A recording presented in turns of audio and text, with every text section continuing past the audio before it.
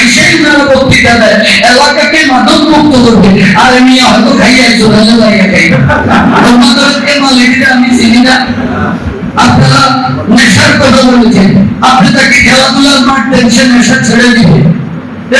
রাজনীতিবিদদের মতো রাজনীতিবিদরা নিজেরা খাইয়াছি মাদক বিরোধী বক্তৃতা দেয়। আমার পাশে বসে 90% ওটা খায়, আমি কেমনে মাদকের বিরুদ্ধে বক্তৃতা দিই?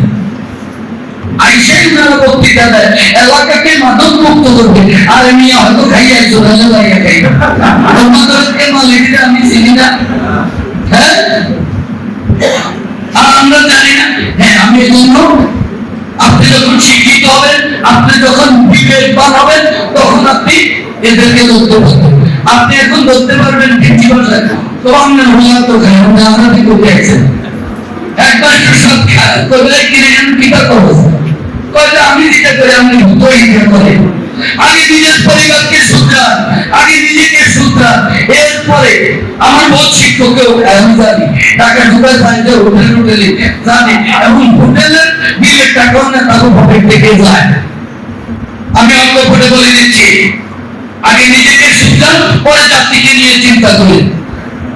যেটা আগে তোমাদের খাইছে এটি হুপ্পো করেন, হুপলে নাহলে হুপ্পো বালি সেই করে।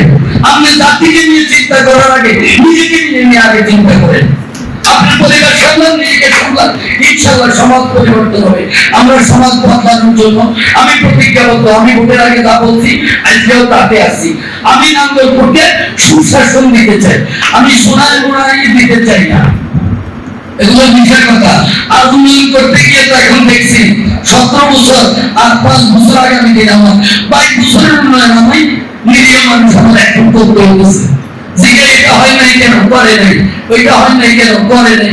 আরো মিশা কথা, ভাই আমরা বিএনপি করি যে এই জন্য আমরা রাস্তা করেন। আমি আজকে ডালুয়া ইউনিয়নে জলালউদ্দিন ইউনিয়নে 2টা রাস্তা উদ্বোধন করে নিয়ে আসছি। অথচ বিএনপি থাকা অবস্থায় নিশ্চিত আমি যাইনি।